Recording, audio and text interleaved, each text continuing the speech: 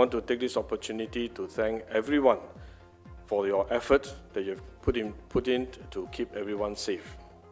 We are now ready to move to phase 2 of our reopening, which will begin after 18th of June.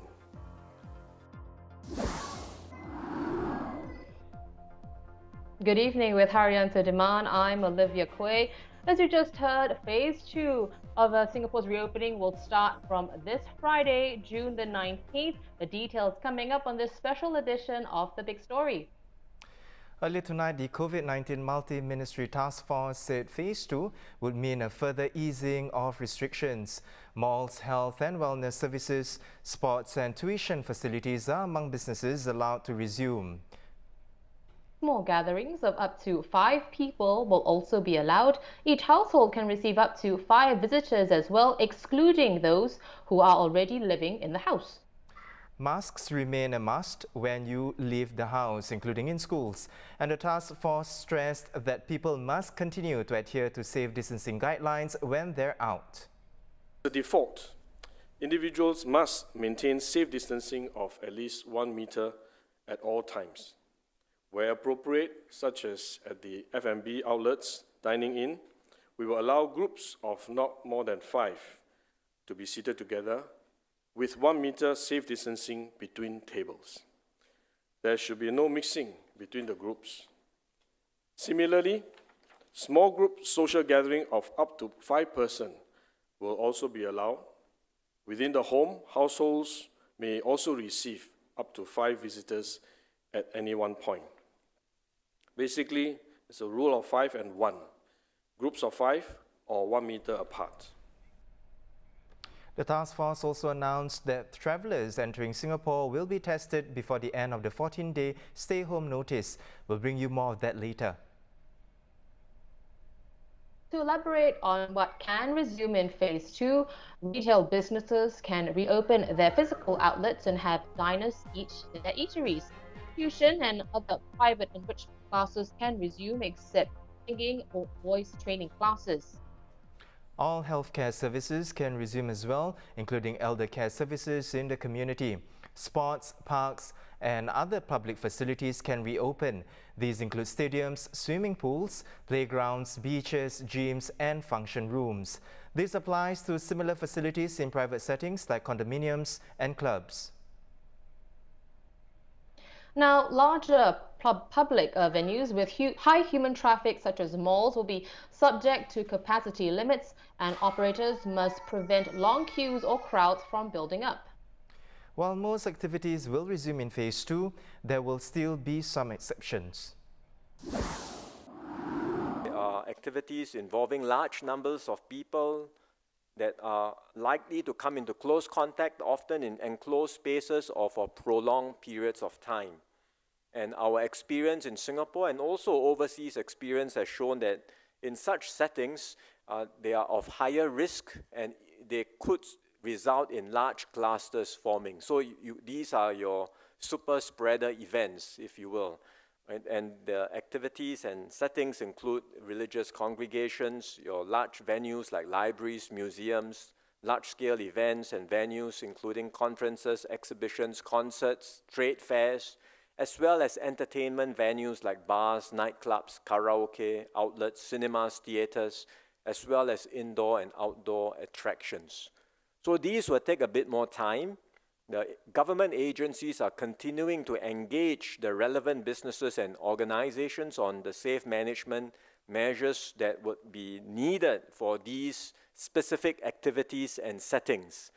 And subject to these safe management precautions and requirements being put in place, at a later date, we will be able to allow these to resume progressively over time. Even though dining in will be allowed in phase 2, the task force said that live music as well as TV and video screenings will not be allowed in all F&B outlets, and the sales and consumption of liquor have to stop at 10:30 p.m. Meanwhile, more flexibility will also be allowed for weddings, wakes and funerals. Up to 20 people will be allowed to attend weddings at other venues outside of one's home or the registry of marriages, excluding the solemnizer. As for wakes and funerals, up to 20 people can be present, up from the current limit of 10. As part of Phase 2, the Multi-Ministry Task Force also announced the easing of travel restrictions to allow more long-term pass holders outside of Singapore to return. Besides the existing requirement for returning travellers to serve a 14-day stay-home notice, Minister for National Development Lawrence Wong said that a new testing regime will be imposed on all travellers from June 12th. The tests will be scheduled a few days before the end of the SHN. They also announced an updating of the existing requirements for travellers to stay at dedicated SHN facilities, adding that travellers from select countries may now serve their stay-home notices at home instead. Minister Wong added that those who enter or leave Singapore from Friday will have to pay for their own COVID-19 tests, which were previously mostly borne by the government. The risk of importation from abroad, it varies from country to country because various countries and regions are at various stages of putting in place effective systems to control the infection. So we will also adjust our border measures to take into account these differences in risk. In particular, for travelers entering Singapore from specific countries and regions, specifically Australia, Brunei, Hong Kong, Japan, Macau, mainland China, New Zealand, Republic of Korea, Taiwan and Vietnam. For travelers entering Singapore from 17th of June 2359. The Health Ministry said it expects to be able to facilitate the re-entry of more long-term pass holders in the coming weeks. For now, short-term visitors remain prohibited, except those under the green or fast lane arrangements or those with special approval. The task force emphasized that Phase 2 could carry on for months before Singapore is ready to start Phase 3. As such, Mr. Gunn said that the parameters could be adjusted further within Phase 2, for example, allowing social gatherings of more than 5 people or the reopening of higher-risk venues like places of worship. As Phase 2 is scheduled to start from Friday, Minister Wong appealed to the public to be responsible in undertaking the activities that are permitted under this phase. Do not treat Phase 2 as a signal that we can all relax, we can all let our guard down, and we can now go out and do all our favorite activities.